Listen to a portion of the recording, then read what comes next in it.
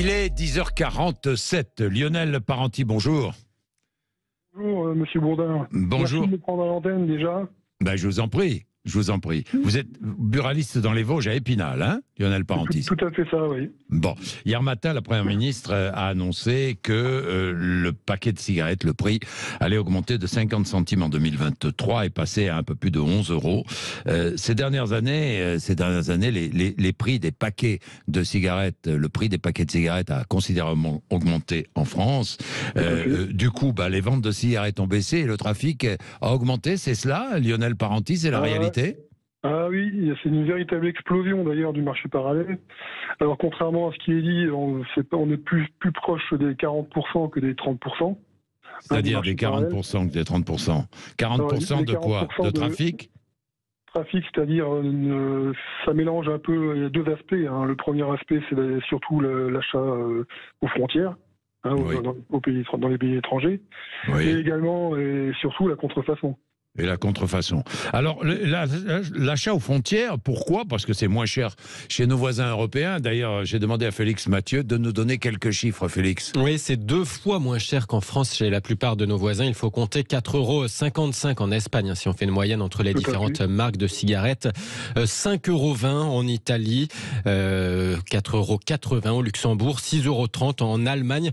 Du côté de la Belgique, bon, c'est un peu plus, mais ça reste beaucoup moins cher qu'en France. 7,50 € quand actuellement, on est plutôt autour des 10,15 € dans l'Hexagone en moyenne. En attendant cette nouvelle hausse à 11 €. Seul, en fait, la Norvège, l'Irlande et le Royaume-Uni appliquent des tarifs plus élevés que nous. 15,40 € pour la Norvège en moyenne et 14,40 € pour ce qui est de l'Angleterre. Voilà, vous confirmez ces chiffres, hein? Tout à fait, tout à fait. Bon. Alors le problème, quand même, il y a quand même quelque chose qu'il faut prendre en compte. Oui. C'est que oui, les buralistes, nous vendons du tabac, bon, ok. Mais nous avons été considérés quand même comme commerce essentiel pendant le confinement. Alors, était-ce à titre pour avoir la paix sociale, mais tout en continuant à engendrer des taxes. Donc voilà. Donc aujourd'hui, nous, les buralistes, on est plusieurs milliers quand même à avoir des crédits encore à supporter. Oui. Nous travaillons entre 70 et 80 heures par semaine pour s'en sortir. On se diversifie. Oui. Nous sommes très très peu soutenus. Il faut quand même le reconnaître. Il faut dire la vérité. Je veux dire, la Confédération se vante de soutenir les buralistes au travers d'un protocole signé avec l'État via la transformation, mais cela engendre des coûts et des crédits supplémentaires. Non, mais vous êtes contre la hausse du prix des cigarettes, hein, Lionel Parenti. Vous êtes contre, même si c'est une question de santé publique. C'est un faux problème. Alors allez-y, pourquoi c'est un faux problème? Parce que, monsieur Bourdin, une cigarette sur 3 est achetée à l'étranger. Oui. 70 000 cancers en France. C'est des chiffres qu'on entend depuis des années. Depuis des années, peut-être plus que ça, hein, je vous le dis tout de suite. Voilà. Enfin bon. Chaque année. On va regarder les chiffres sur le nombre de cancers les en fumeurs France. qui achètent au Luxembourg, qui achètent en Espagne, en Belgique, etc. Ce sont des personnes quand même qui, au final, si elles tombent malades, se font soigner où? En France. Oui, non mais Lionel Parenti, baisser le prix. Est-ce que baisser le prix, la question est simple, est-ce que si on baissait le prix de moitié, par exemple, à 5 € le paquet, est-ce que ça inciterait plus de gens à fumer et à acheter des cigarettes? Non, c'est pas ce qu'on dit. Mais on dit pas. Nous, on l'a vu pendant le confinement. Il n'y a pas moins de fumeurs. C'est pas vrai. Donc à un moment donné, de toute façon, non, baisser le prix, en l'état actuel, on sait très bien que c'est impossible. Mais vous demandez une baisse des prix ou pas? Mais pas vraiment. Nous, ce qu'on veut, c'est vraiment limite une harmonisation, sachant que c'est quasiment une harmonisation européenne, oui. Mais c'est quasiment impossible vu la distorsion des monnaies. C'est pas la distorsion des monnaies, Lionel Parenti. C'est que chaque pays applique ses taxes, ses propres taxes. Oui, mais si vous voulez, quand tout est parti de l'euro, de la création de l'euro. Mais Lionel Parenti, pardon de vous dire, l'euro est la même monnaie en Belgique, au Luxembourg, en Italie qu'en France. C'est la même monnaie, on est bien d'accord.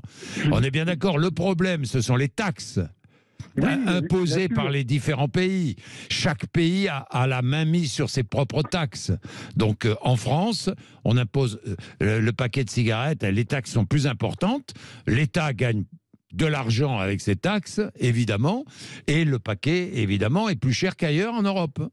Donc, M. Macron, qui est pro-européen, qui nous vante l'Europe du matin au soir, eh ben, qu'il fasse son boulot et qu'il fasse imposer aux pays étrangers, ne serait-ce que par exemple aux frontières, une obligation de présentation de pièce d'identité avec les quantités pour respecter la loi française. C'est-à-dire une cartouche de cigarette et un seau de tabac à 250 grammes par personne. Voilà. Ça serait déjà un bon début, déjà. Parce que, encore ce matin, il y a eu un article dans le Vosges Matin. Il faut quand même savoir qu'Épinal, qui est à plus de 2 heures du Luxembourg, quand même, est la 4e ville la plus touchée par la contrefaçon et le marché parallèle. Ah bon ? Dans le Grand Est. Ouais. Donc, il y a vraiment un grave problème. Donc, à un moment donné, ça parle beaucoup. Il y a beaucoup de vent. Mais alors, Lionel Parenti, au niveau européen, il faut que ça bouge au niveau de l'Europe. Vous, uniquement, c'est une question européenne, c'est pas franco-français. Vous pensez qu'il faut, alors on fait quoi ? On augmente, on met le prix du paquet à 10 € pour tout le monde, ou qu'est-ce qu'on fait, Lionel ? Sachant que les niveaux de vie sont complètement différents, les monnaies sont différentes. Je veux dire, 1 euro en Pologne n'est pas équivalent à 1 euro en France. Vous êtes d'accord avec moi ? Oui. Donc voilà. Donc à un moment donné, il faut imposer des règles au niveau européen, c'est-à-dire qu'on doit aussi faire respecter les lois souveraines de chaque État. Il faudrait savoir. Parce que là, il y a une contradiction.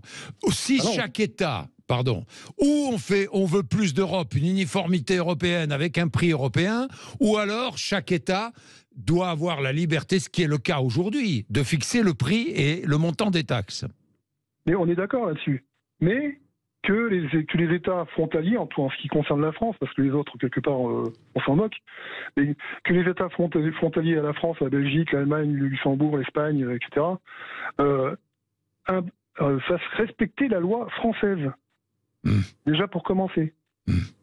Oui, mais vous savez bien que si... ce qui va être mis en place en Espagne, ils vont commencer à demander les pièces d'identité aux ressortissants français. Oui.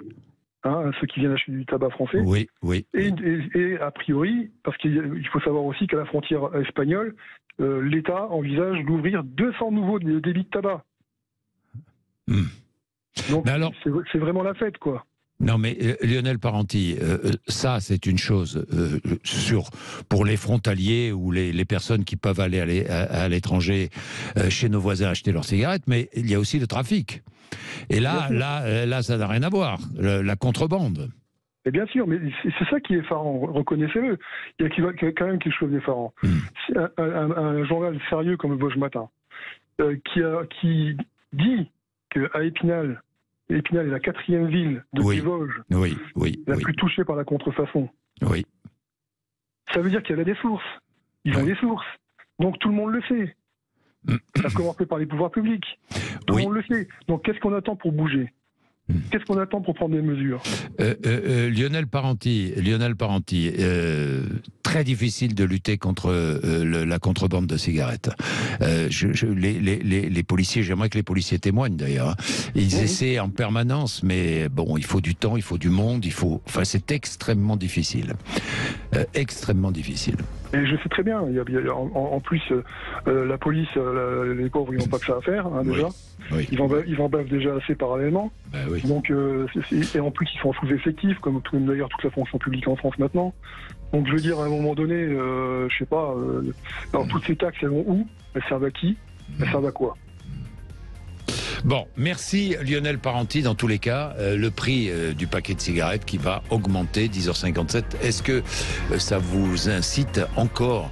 Est-ce que vous achetez vos cigarettes en contrebande ? Dites-nous. Est-ce que vous allez à l'étranger pour acheter vos cigarettes ? Dites-nous. Est-ce que l'augmentation des prix vous incite à arrêter de fumer ?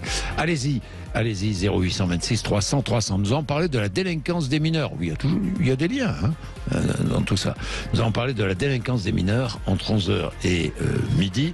Pourquoi la délinquance des mineurs ? Eh bien parce qu'il y a de l'actualité. D'abord, je vous pose une question. L'enfermement des mineurs délinquants, est-ce vraiment la solution? Gérald Darmanin, le ministre de l'Intérieur, a annoncé fin août la création de lieux de rééducation et de redressement pour les mineurs avec encadrement militaire. C'était une proposition d'Emmanuel Macron lors de la dernière présidentielle. Est-ce une bonne mesure ou pas? Le Sénat a rendu de son côté un rapport demandant l'arrêt de la construction des centres éducatifs fermés.